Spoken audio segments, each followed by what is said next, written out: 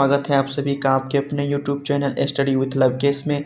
आज हम आप लोगों के साथ क्लास 10th इतिहास के दूसरे चैप्टर समाजवाद एवं साम्यवाद से बनने वाले सभी महत्वपूर्ण ऑब्जेक्टिव्स पर चर्चा करने वाले हैं, जो कि आपके आने वाले बोर्ड्स के एग्जाम के लिए बहुत ही महत्वपूर्ण साबित होने वाला है। तो अंत तक बने रहें वीडियो में और देखते रहें हर सवाल को। तो चलिए शुरू करते हैं। आज हमारा पहला सवाल है, रूस में कृषि प्रथा का अंत कब हुआ था? तो दोस्तों रूस में कृषि प्रथा का अंत जो है वो जॉन अलेक्जेंडर के द्वारा सन 1861 ईस्वी में किया गया था। तो इसका राइट आंसर हो जाएगा ऑप्शन नंबर बी, जो कि है 1861 ईस्वी। तो चलिए दोस्तों बढ़ते हैं अगले सवाल की ओर और हमारा अगला सवाल है,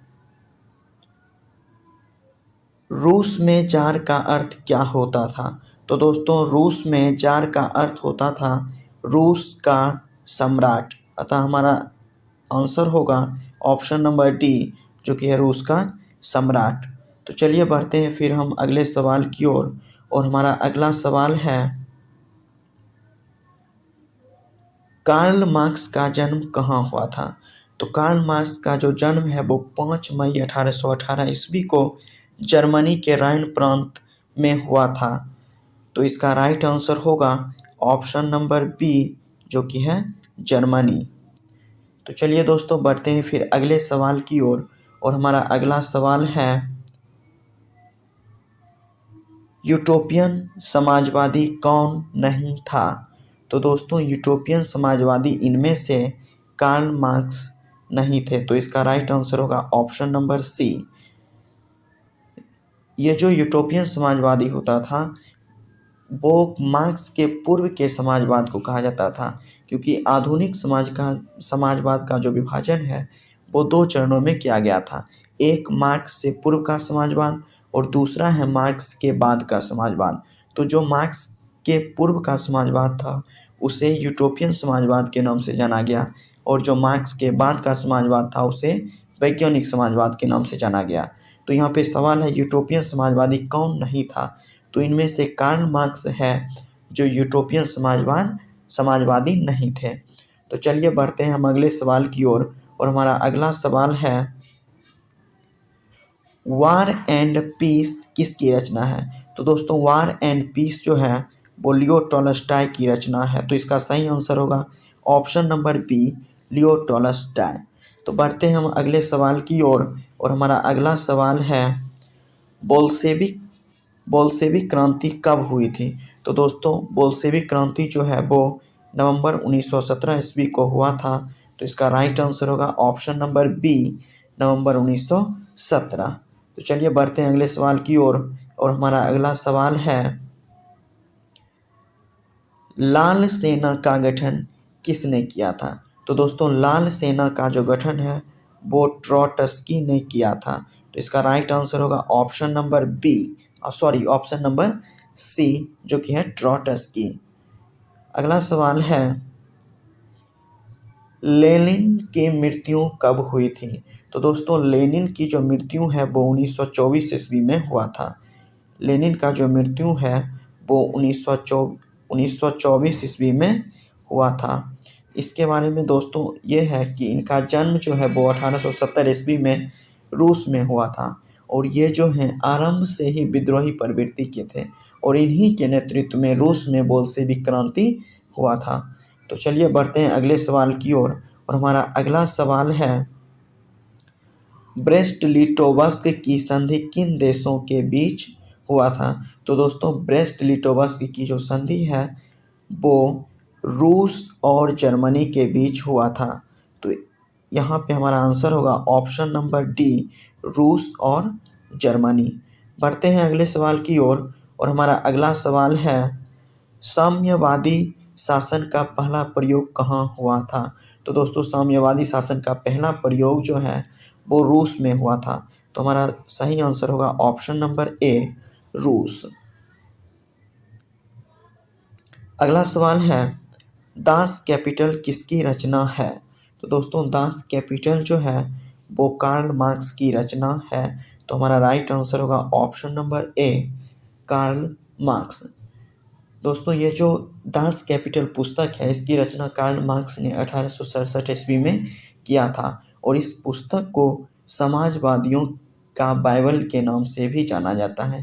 इसके अलावे कार्ल मार्क्स ने फ्रेडरिक एंगल्स के साथ मिलकर 1848 ईस्वी में साम्यवादी घोषणा पत्र भी प्रकाशित किया था। तो इस तरह इसका आंसर होगा option number A, Karl Marx. तो चलिए बढ़ते हैं अगले सवाल की ओर और हमारा अगला सवाल है, अंतर्राष्ट्रीय मजदूर दिवस कब मनाया जाता है? तो दोस्तों अंतर्राष्ट्रीय मजदूर दिवस जो है वो 1 मई को मनाया जाता है। 1 मई को मनाया जाता है, क्योंकि दोस्तों 14 जुलाई 1889 ईस्वी को पेरिस में एक अंतर्राष्ट्रीय समाजवादी सम्मेलन की दूसरी बैठक हुई थी, जिसे द्वितीय अंतर्राष्ट्रीय संघ के नाम से भी जाना जाता है। और इसी सम्मेलन में यह निर्णय लिया गया था कि प्रत्येक वर्ष 1 मई का जो दिन है वो मजदूर वर्ग की एकता दिवस के रूप में मनाया जाएगा और 1890 ईस्वी से हर वर्ष 1 मई को अंतर्राष्ट्रीय मजदूर दिवस के रूप में मनाया जाता है। चलिए बढ़ते हैं अगले सवाल की ओर और हमारा अगला सवाल है,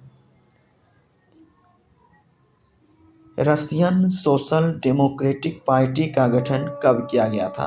तो दोस्तों रशियन सोशल डेमोक्रेटिक पार्टी का जो गठन है वो 1898 ईस्वी में किया गया था।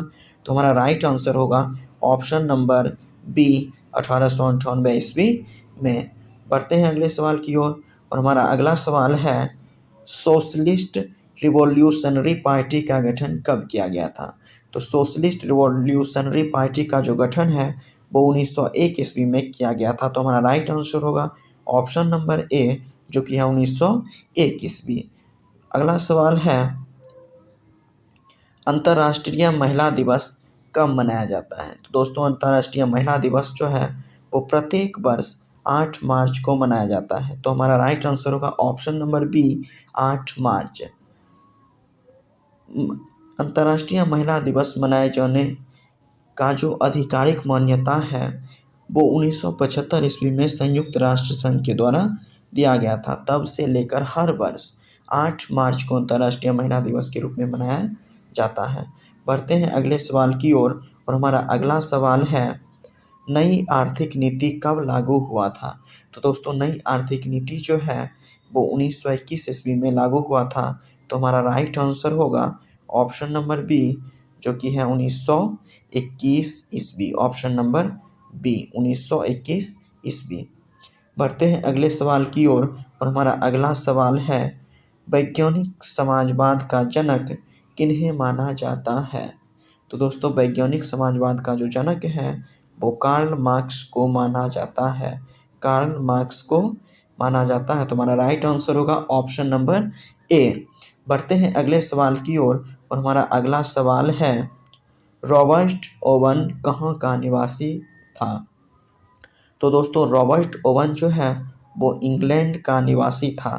रॉबर्ट ओवन इंग्लैंड का निवासी था। तो इस तरह हमारा सही आंसर होगा ऑप्शन नंबर ए, जो कि है इंग्लैंड। रॉबर्ट ओवन दोस्तों ये एक उद्योगपति थे।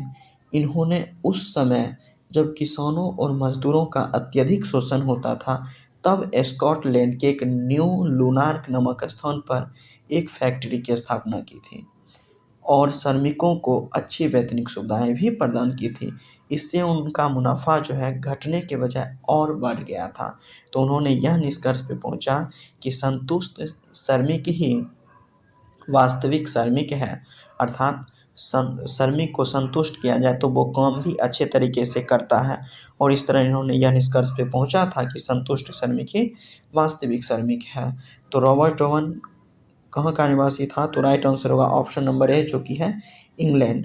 चलिए बढ़ते हैं फिर अगले सवाल की ओर और हमारा अगला सवाल है कि चेका क्या था? तो दोस्तों ये जो चेका था ये गुप्त पुलिस संगठन था। तो इस तरह हमारा राइट आंसर होगा ऑप्शन नंबर बी, जो कि है गुप्त पुलिस संगठन। दोस्तों यह जो गुप्त पुलिस संगठन था यह अचानक छापा मार कर विद्रोहियों को गिरफ्तार कर लेता था।